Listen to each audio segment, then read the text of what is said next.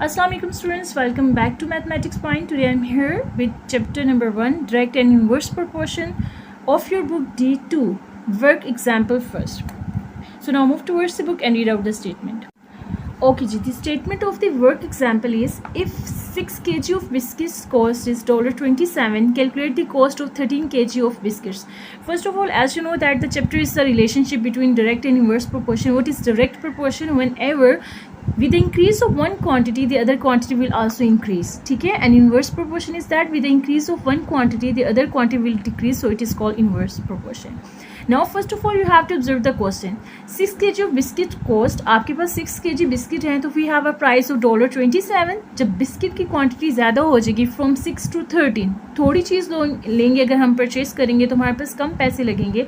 अगर ज़्यादा चीज़ हम लेंगे तो डेफिनेटली हमारे पास पैसे भी ज़्यादा लगेंगे. So when we shift or biscuit quantity from 6 kg to 13 kg, so definitely the price, the cost will also be increases. So we have to find out that on the behalf of 13 kg of biscuits, what will be the price. Here you have to keep one thing in mind, that always the thing that is unknown to us, for example here we want to find out the price according to the 13 kg of biscuits. So that specific thing which you want to find it will be written on the right side of the equal, and the given data that is provided in both forms will be written on the left side. So now move towards the solution. So we read on the data that 6 kg biscuits cost is equal to $27, and we have to find out first of all that in what will be the price of 1 kg of biscuit. So 1 kg biscuit cost 27/6. ठीक है, आपके पास 6 kg biscuit cost के हमारे पास थी $27. अब हमें find करनी है 13 kg के हिसाब से. तो 13 kg की तरफ तो हम तब मूव करेंगे ना जब हमें पता होगा कि 1 kg अगर हम बिस्किट्स लें तो उसकी हमें कितनी कॉस्ट पड़ेगी. ठीक है, आपके पास 6 के हिसाब से डाटा था. 6 से हम 1 को फर्स्ट ऑफ ऑल 1 kg के हिसाब से प्राइस फाइंड आउट करेंगे. जब आपको 1 kg बिस्किट्स कॉस्ट पता चल जाएगी, फिर इसके बाद आपको 13 kg के, 100 kg के, ये कितने भी kg के हैं आप उसको आराम से फाइंड कर सकते हैं.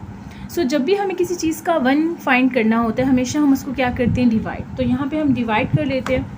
27 डिवाइडेड बाय 6.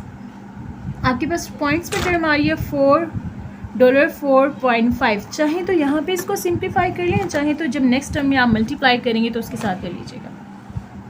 अब हमारे पास 1 kg बिस्किट्स कॉस्ट कितनी है, $4.5. हमें फाइंड आउट करनी है 13 kg के हिसाब से. So 13 kg biscuit cost is equal to 13. हम नंबर फाइंड कर रहे हैं, जिस 13 को आपने लिखा है उसी 13 को इक्वल के लेफ्ट साइड में भी, राइट साइड में भी आप क्या कर देंगे, मल्टीप्लाई कर देंगे.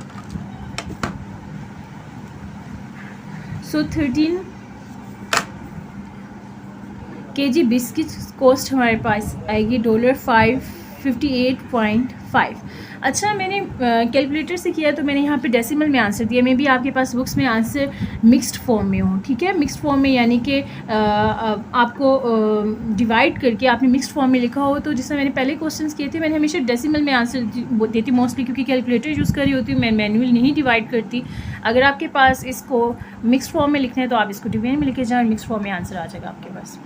Now we have to move towards the practice now 1. The statement practice now 1 is, if 50 gram of sweets cost $2.10, find the cost of 380 gram of sweets, giving your answer correct to the nearest 5 cents. First of all, you have to focus towards the statement that the number of sweets increases. We have 50 gram of sugar, 50 gram of sweets. Then in the other case, we have 380 grams of sweets. So definitely when the quantity of the sweets increases, so price will also be increases. ठीक है, तो आपके पास कौन सा relation है, direct relation, that with the increase of one quantity the other quantity will also be increase. जैसे कि आपके पास स्वीट्स का नंबर इंक्रीज करेगा तो उसकी कॉस्ट भी इंक्रीज कर जाएगी. ओके जी, now we have to note down the data. हमारे पास जो अननोन है वो हमारे पास कॉस्ट अननोन है. ठीक है, कॉस्ट हमें फाइंड आउट करनी है 380 ग्राम ऑफ शुगर्स की. तो जो अननोन चीज़ होती है हमेशा किस तरफ रखी जाती है, राइट साइड पे. सो यहाँ पे हमारे पास जो 50 ग्राम ऑफ शुगर है उसको हम लेफ्ट साइड में रखेंगे. If we have 50 gram sugar sweet cost, so 50 gram sweet cost is equal to 2.10. Now we have to find out the cost of 380 gram of sweets. So here first of all we have to find out the cost of 1 gram sweets. ठीक है, आपको जब भी किसी ज़्यादा quantity को find out करना है और आपके पास गिवन डाटा में कोई और डिफरेंट क्वांटिटी लिखी हुई है, तो आपने सबसे पहले वन के हिसाब से फाइंड करना होता है कि अगर हमारे पास 1 ग्राम स्वीट्स हों तो उसकी कॉस्ट हमारे पास क्या होगी। और जब भी हम किसी चीज़ का पर फाइंड कर होता है, पर पर्सन फाइंड कर रहे होते हैं according that, so we have to divide that term. ठीक है, तो हम डिवाइड कर देते हैं 2.10 divided by 50. So this is $0.042. Now we have to find out the cost of 380 gram of sweet. तो हम 380 ग्राम को 380 ये जो वर्ड है हमारे पास टर्म है, इसको हम बोथ साइड में क्या कर देंगे, मल्टीप्लाई कर देंगे. आंसर हमारे पास है 0.042. इसके साथ हम मल्टीप्लाई कर देते हैं 380 को, ताकि हमारे पास 380 स्वीट्स के हिसाब से आंसर कॉस्ट आ जाए. सो हमारे पास क्या है कॉस्ट, $15.96.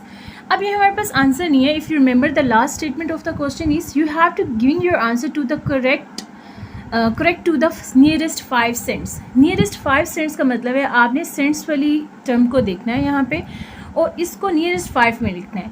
अगर तो हमारे पास ये जो मैंने सेंट वाली टर्म को सर्कल किया है, अगर ये मेरे पास नियर टू द 5 होगा तो मैं इसको 5 में कन्वर्ट कर दूंगी. अगर ये 8, 9 होगा तो मैं इसको 10 सेंट्स में कन्वर्ट कर दूंगी.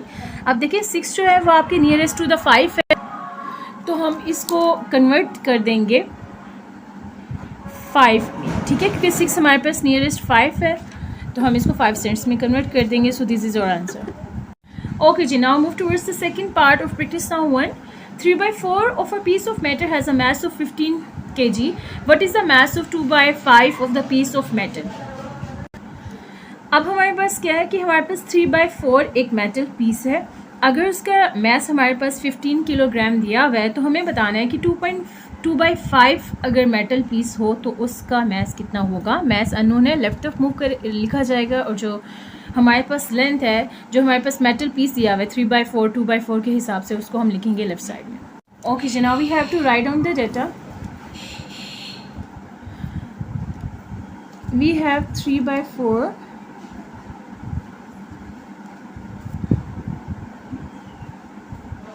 of a metal piece. Okay ji, when we have 3/4 of a metal piece, so we have a mass of that is 15 kilogram, and we have to find out for the 2/5 piece of metal. So first of all we have to find out the mass of one piece of metal. पहले आप एक metal piece के हिसाब से उसका mass find out करेंगे, और उसके बाद हम क्या करेंगे, जो हमारे पास रिक्वायर्ड फिगर है हम उसकी तरफ मूव करते हैं. सो 3/4 वहाँ पे हमारे पास मल्टीप्लाई होता है, यहाँ पे डिवाइड होकर डिवीजन में लिखा जाएगा. अब हमारे पास कभी भी डिवाइड नीचे डिवाइड नहीं आता, जो डिनोमिनेटर होता है वो हमारे पास न्यूमिनेटर से मल्टीप्लाई हो जाएगा. या आप कहते हैं आपके पास जो टर्म होती है आपकी रेसिप्रोकल बन जाती है. तो यहाँ पे सिंप्लीफाई कर लेते हैं हम.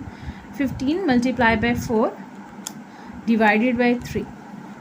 हमारे पास क्या है, 20 किलोग्राम मास आ गया है. अब अगर हमारे पास 1 पीस ऑफ मेटल हो तो उसका वेट हमारे पास 20 किलोग्राम आया है. हमें फाइंड आउट करना है कि अगर हमारे पास 2/5 पीस ऑफ मेटल हो तो फिर हमारे पास मास कितना होगा. 2/5 पीस ऑफ मेटल के हिसाब से जब हम फाइंड कर रहे हैं, तो इसी 2/5 को जो हमने इक्वल के इधर लिखा है उसको हमें राइट साइड में भी मल्टीप्लाई करना है. सो 5 1 5 5 4 24 multiply by 2 and we have a new mass that is 8 kilogram. So if we have a piece of metal 2/5, so the mass will be 8 kilogram. So this is done with our practice now 1. If you have still any queries, so you can write your query in a comment section. Definitely inshallah I will reply you. And at the end, and request kindly subscribe the channel and press the bell icon. Take care yourself. Allah Hafiz.